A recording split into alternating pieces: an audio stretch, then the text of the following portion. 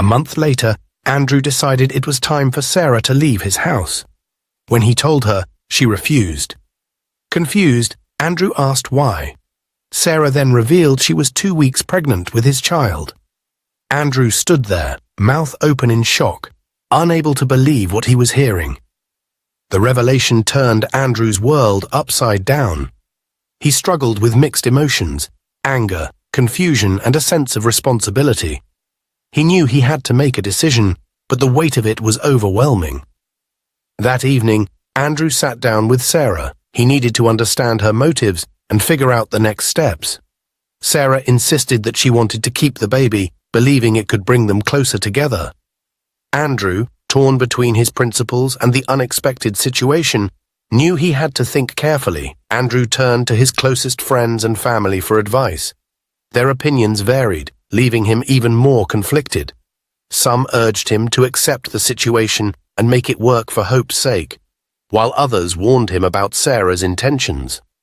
One evening, while Andrew was trying to relax after a long day, Sarah approached him with a serious look on her face. She hesitated for a moment before speaking, choosing her words carefully. She pointed out how much Hope resembled Julia, the housekeeper, and then dropped a bombshell. "Don't you think Hope looks a lot like Julia?" Sarah asked, her voice carrying a hint of accusation. "Are you sure she is not Hope's biological mother?" Andrew was surprised, unable to process what Sarah was suggesting. "You must be out of your mind for saying that nonsense." Despite his initial reaction, Sarah's words lingered in Andrew's mind. He tried to dismiss them, but the seed of doubt had been planted. The next day, Andrew decided to address his doubts directly. He called Julia into the living room and asked her to sit down. Andrew asked Julia if she had ever given birth before. Julia looked surprised and slightly discomfort, replying that she had not. With that question cleared up, Andrew felt a mix of relief and residual suspicion. A few weeks later, Andrew told Sarah they would do a DNA test after the baby was born to confirm everything. Sarah agreed, knowing she couldn't push without proof. The house was tense in the following weeks. Andrew focused on work and taking care of Hope, while Sarah prepared for the baby. Everyone tried to act normal despite the discomfort. As the due date got closer, Andrew felt both excited and nervous. Sarah frequently insisted that Andrew should be intimate with her, claiming it would help induce labor faster, as advised by her doctor. Andrew firmly declined, insisting he wouldn't touch her until after the DNA test confirmed the child's paternity. Sarah reacted with insults and stormed off inside, leaving Andrew conflicted and anxious about the impending test results. One day when nobody was at home, Sarah's friend Maria came to see her. Maria was always curious about Sarah's plans and wanted to know how things were going with Andrew. Sarah welcomed Maria inside and they sat down in the living room. Sarah poured them both tea and they settled in, ready to catch up. "So, how's everything going for you? Are your plans working out?" Maria asked eagerly. Sarah sighed. "It's been complicated lately. Andrew insists on waiting for the DNA test results before deciding anything." "DNA test? What's that about?" Maria asked, surprised.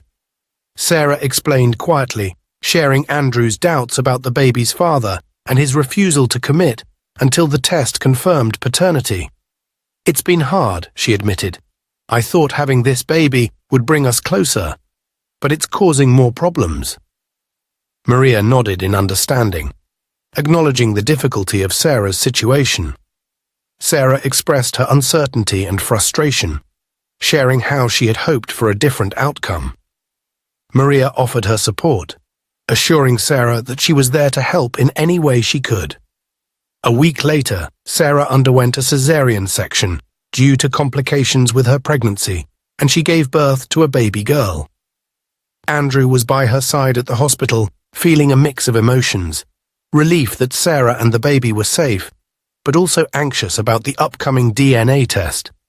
As Sarah held her newborn daughter in her arms, she looked at Andrew with a mixture of hope and uncertainty.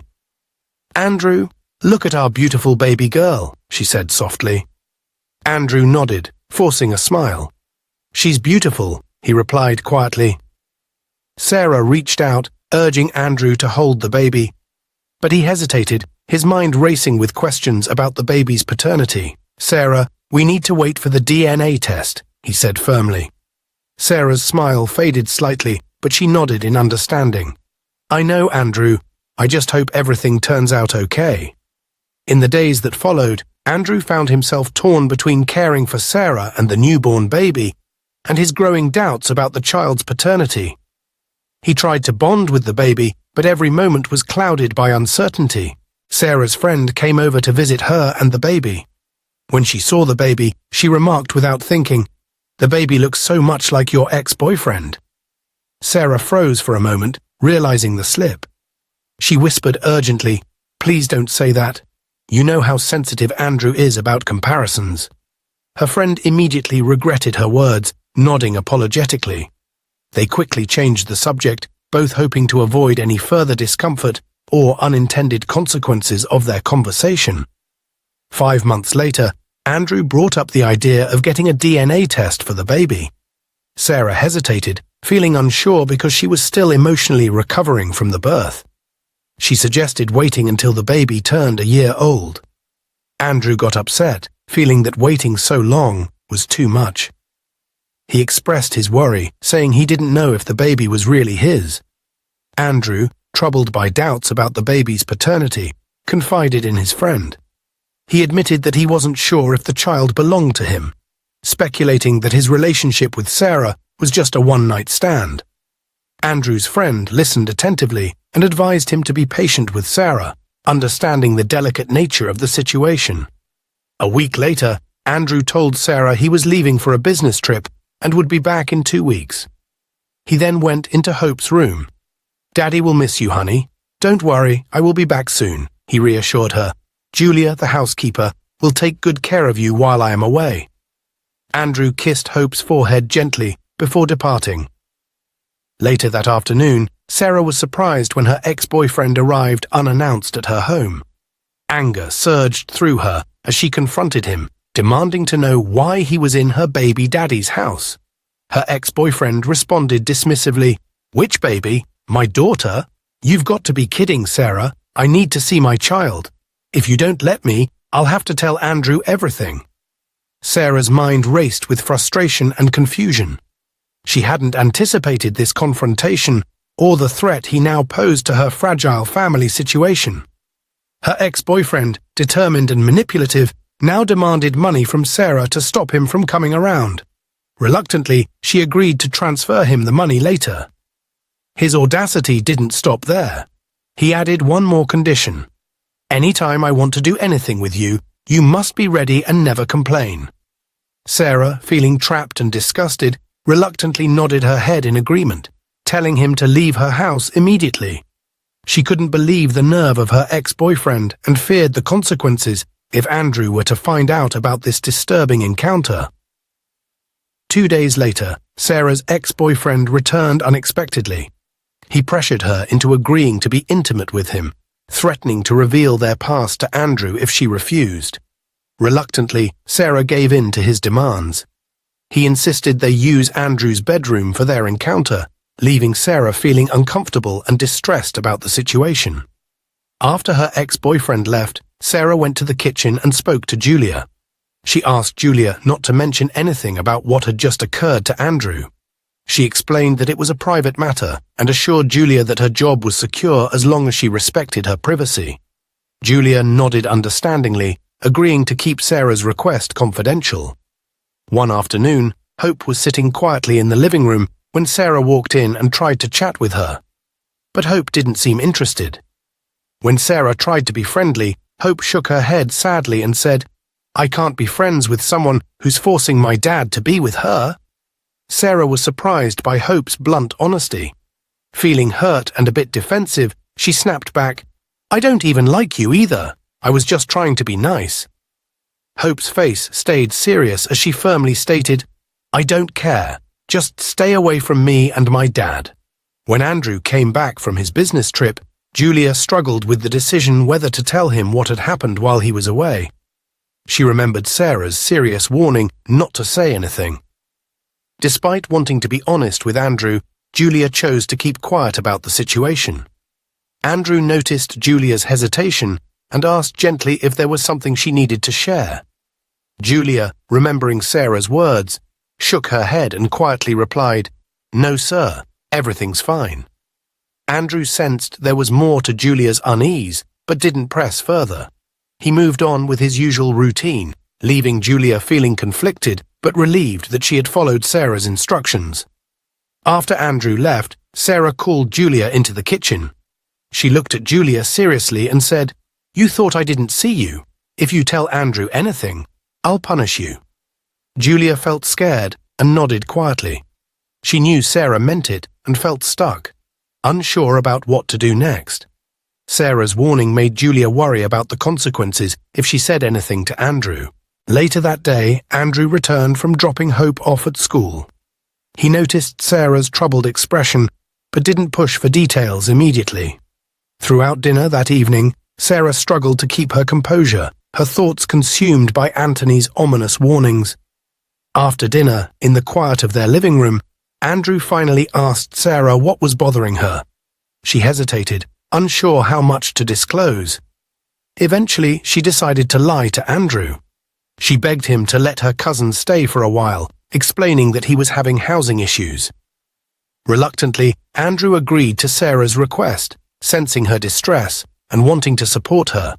A week later, Anthony moved in under the guise of being helpful and humble. He would perform tasks like washing Andrew's car to avoid suspicion. However, when no one else was around, he began making advances towards Sarah that made her increasingly uncomfortable. As time passed, Sarah grew to dislike Anthony's presence more and more. She summoned the courage to ask him to leave her boyfriend's house, but Anthony's threats kept her silent and fearful. Feeling trapped and distressed, Sarah finally confided in her friend. Her friend gently reminded her of previous warnings about getting involved with Anthony, who had now become a source of trouble in her life. As Anthony settled in, he began pressuring Sarah to deceive Andrew into believing she needed money urgently for her mother's surgery. When Sarah approached Andrew with this fabricated story, he sadly admitted that their finances were tight due to struggling business. This revelation angered Anthony, who decided to take matters into his own hands. Frustrated and vengeful, Anthony attempted to arrange for some men to kidnap Andrew, claiming he was a corrupt police officer in the past. However, upon seeing Andrew's picture, the men refused, recounting how Andrew had previously helped them. This incident only fueled Anthony's growing animosity towards Andrew. As time passed, Andrew noticed Anthony's prolonged stay and confronted him about it after returning from work one day. Anthony initially agreed to leave soon, claiming he had found an apartment, but needed money to finalize the rent. When Andrew suggested Anthony find a job to cover his expenses, Anthony's anger boiled over. He insulted Andrew, calling him selfish and worsening the tension between them. Anthony stormed inside and angrily yelled at Sarah, saying mean things to her. He called her useless and said she couldn't stay in one place. Sarah felt upset and hurt by Anthony's words. She stood quietly, feeling like she couldn't do anything to change the situation. His harsh words made her feel even worse than before. She really wanted to find a way to get out of this bad situation. A week later, Anthony approached Sarah and made a shocking suggestion that he had feelings for Hope. Sarah was horrified and immediately ordered him to leave and never come back, insisting that Hope was still a young girl and his feelings were completely unacceptable. Anthony, however, refused to comply with Sarah's demand. When Sarah threatened to tell Andrew what he had said about Hope, Anthony responded defiantly, "If I go to jail, you're coming with me." His words left Sarah feeling even more trapped and uncertain about how to handle the escalating situation. When Andrew returned from work, Anthony approached him and sincerely apologized for everything he had said and done. Andrew, known for his kindness, accepted Anthony's apology and even offered to assist him with his house rent the next month. However, despite Andrew's forgiving nature, he remained cautious. He quietly pulled Julia aside in the kitchen and instructed her to keep an eye on Anthony, expressing his lack of trust in both Anthony and Sarah. This cautious approach revealed Andrew's lingering doubts and concern about the situation in his own home. Hope was watching television in the living room when Anthony walked in and started complimenting her, saying she was beautiful. Hope didn't find it funny and felt uncomfortable. When Andrew came home, Hope immediately told him, "Daddy, I don't like Anthony. I want him to leave our house right now." Andrew, concerned, asked why. Hope bravely recounted what Anthony had said to her. Andrew was shocked and angry. He called the police immediately upon hearing Hope's account. When Anthony saw the police arriving, he lashed out at Andrew, insulting him and calling him foolish for involving the authorities. Anthony accused Andrew of trying to take someone else's child. Andrew, confused and hurt, turned to Sarah for an explanation. Sarah finally confessed that Andrew was not the biological father of her child. Surprisingly, Andrew remained calm. He admitted to Sarah that Julia had already told him everything earlier, and he had decided to play along until the truth came out. The police then took Anthony away, putting an end to his troubling presence in the house. Andrew, filled with anger and betrayal, turned to Sarah and told her to leave his house immediately, taking her daughter with her. "Now I see why you've been avoiding the DNA test." Sarah, realizing there was no way to mend the situation, gathered her things and left with her daughter. As they walked out the door, Andrew felt a sense of relief and happiness. The house was finally free from deceit and tension, and Andrew looked forward to moving on and rebuilding his life without the shadows of lies and betrayal. A week later, Andrew's boss called him and invited him to bring Hope over for a visit. His boss and his family had just returned from abroad, and although they had heard a lot about Hope, they had never met her. Andrew gladly accepted the invitation. When Andrew told Hope about the visit, she was hesitant. Being an introvert, she didn't like going out much. However, after some gentle persuasion from Andrew, she agreed to go. Andrew also wanted to take Julia, the housekeeper, along with them. However, Julia declined, saying she had a lot of work to do at home. As Andrew and Hope prepared for the visit, Andrew felt excited about introducing his daughter to his boss and his family. When Andrew and Hope arrived at his boss's house, they were warmly welcomed. The boss and his family greeted them with smiles and open arms, making them feel at home. After some time, as everyone settled into the living room, Andrew's boss looked at Hope closely. He said, "Hope looks so much like his housekeeper who ran away a few years ago." Andrew was surprised by the comment, but not wanting to create any tension, responded calmly, "It's just how life is. People do look alike sometimes." He tried to change the conversation to other topics, hoping to avoid any awkwardness. The rest of the visit went smoothly, with Andrew's boss and his family enjoying their time with Hope and Andrew. As they left, Andrew couldn't help but think about the odd coincidence, but he chose to let it go for the moment and focus on the positive experience of the day. When Andrew got home, he asked Julia, the housekeeper, if she had done this kind of work before. Julia replied that she had, but only in her village. Andrew said, "Okay," and Julia asked, "Sir, is there a problem?" He said no, but went to his room, thinking about the possibility that Julia might be Hope's mother. The next day at work, Andrew asked his boss why he thought Hope looked like his maid who ran away. The boss told him the story of how his brother had gotten their maid pregnant. He wanted her to get rid of the baby, but she refused and ran away. They have been looking for her ever since. When Andrew heard this, he was shocked. He then showed his boss a picture of Julia. The boss immediately recognized her and said, "That's her." Andrew, now very curious and concerned, decided to drive his boss to his house. When they arrived and Julia saw the boss, she was shocked. She realized her past was catching up with her. Andrew asked Julia to sit down and talk. The boss explained how they had been searching for her for years and why. Julia then narrated her story. She explained how she had been living with one of her friends because her parents didn't accept her after she got pregnant out of wedlock. When she gave birth, her friend told her that she couldn't accommodate both her and the baby anymore. Feeling desperate and with nowhere to turn, Julia decided to leave her baby in the trash, hoping someone would rescue her. She hid nearby and watched as a policeman found the baby, called an ambulance, and took her to safety. Relieved that her daughter was in safe hands, Julia returned to her friend's house. Later, she was fortunate to find work as a housekeeper for Andrew. Julia revealed that the first day she saw Hope, she knew immediately that Hope was her daughter. Initially, she wanted to run away with Hope, but she saw how much Andrew loved and cared for her. This made her change her mind. Since then, Julia had been trying to tell Andrew the truth, but didn't know how to, as she was scared and ashamed of her past actions. Andrew listened intently, feeling a mix of shock, compassion, and understanding. The room was filled with tension, but also a sense of relief that the truth was finally out. The boss expressed his regret over the past, while Julia felt a weight lifted off her shoulders, even though she was still anxious about what would happen next. The boss then begged Julia to consider accepting his younger brother back, explaining that his brother had never married since she left and had always talked about her.